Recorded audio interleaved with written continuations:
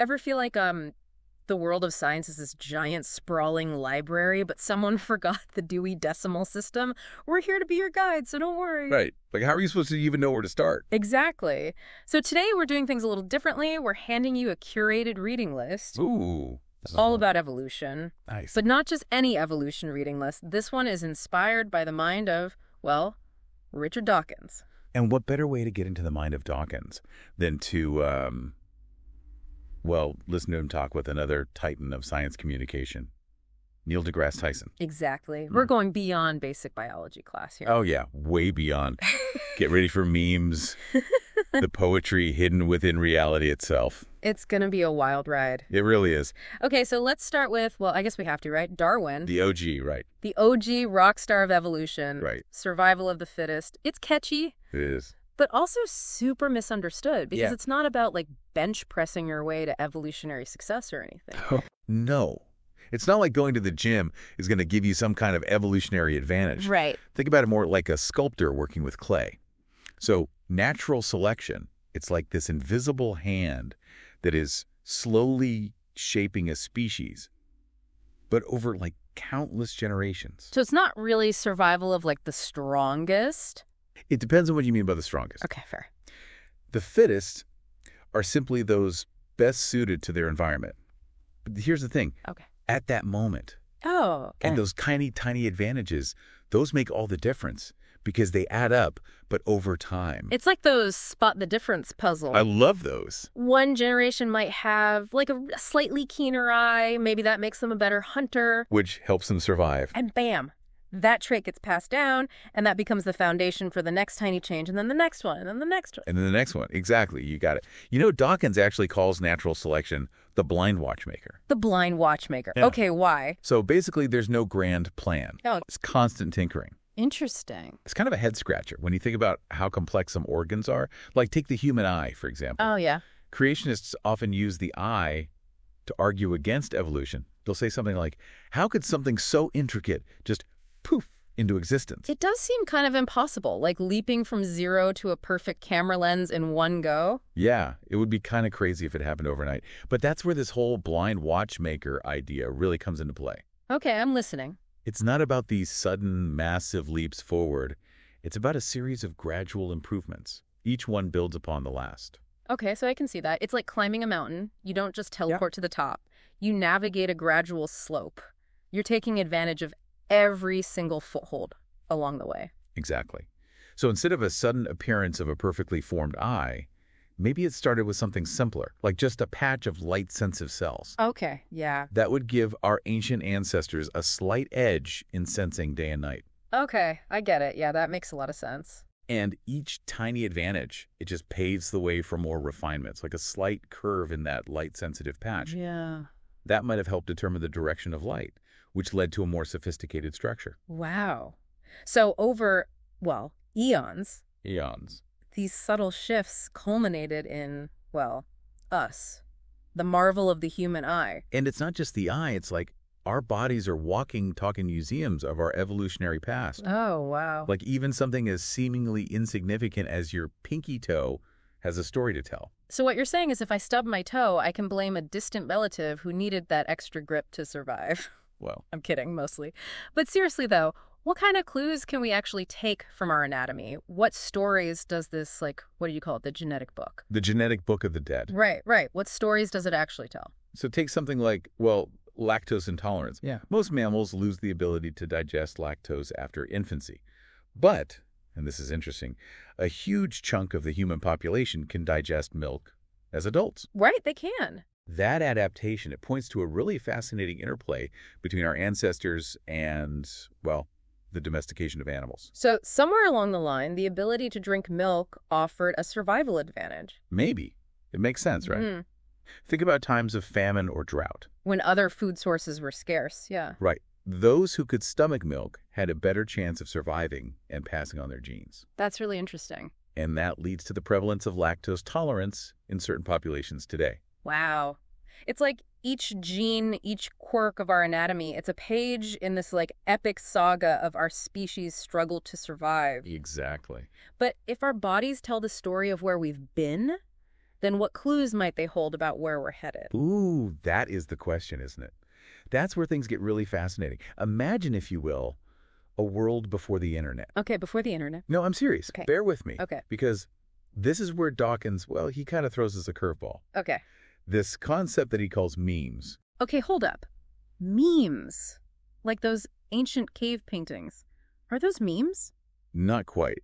I mean, those do reflect cultural transmission, but Dawkins, well, he's a product of his time, right? So he was thinking more along the lines of like catchy jingles and fashion trends. Okay, so things that spread. Things that spread like wildfire. They catch on. They replicate. Okay, so I'm starting to see the connection here a little bit, but how does a catchy jingle, how does that compare to something as fundamental as like lactose tolerance? Okay, think of it this way. So genes are units of biological information, right? Right. Memes, on the other hand, are units of cultural information. Okay. Both replicate, they mutate, they evolve. But they're just on different playing fields. Exactly, different playing fields. Okay, so is this like that thing where one song gets stuck in your head and then like everyone's humming it? Yes, that's a meme in action. Okay. Or think about a style of clothing. Maybe at first it's edgy, Well, but then it becomes mainstream. Yeah. Or a scientific theory. Maybe it's controversial at first, but then it's accepted as knowledge. Right. These are all memes at work. Wow. They shape our collective understanding of the world. So they're kind of battling it out. Instead of competing for survival in like the natural world, memes are battling it out for survival in the landscape of ideas. You got it. Okay, so are all memes created equal? Or are some more like, I don't know, powerful or sticky than others? Well, that's the thing about evolution, right? Whether it's biological or cultural, some variations are more successful than others. So what makes a meme successful? It has to spread easily, easy replication, but also it has to stick around. So like staying power. Staying power. And think about this, survival of the fittest, Okay. often misattributed to Darwin. Right. It wasn't even his phrase. That's the perfect example of how a meme can mutate and evolve. Wow. It really is. And just like genes, they can have a real impact, right? Oh, yeah. Like influencing our behaviors, shaping societies, maybe even driving technological advancements? Exactly. Think about something like the printing press. Okay. That's a meme. Wow, yeah. Revolutionized communication, knowledge sharing, or consider democracy. That's a meme. Shaped political systems across the globe. That's wild. These aren't just trends that come and go. These are powerful forces, and they've shaped the course of, well, human history. Right. Powerful stuff. Yeah. And this actually leads us to a really interesting thread in Dawkins and Tyson's conversation.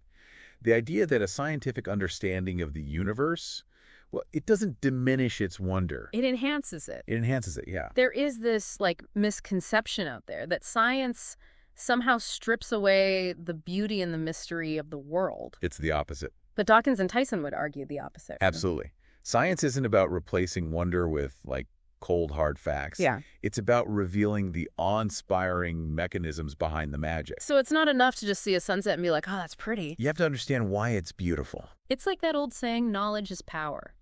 But in this case, knowledge isn't really about control. It's about a deeper appreciation. Right, because understanding the science behind a rainbow doesn't make it any less magical. If anything, it just makes you appreciate it even more. It reveals a deeper layer of elegance, of complexity. It's like you're unlocking a hidden dimension of reality that was always there. Always there, but hidden.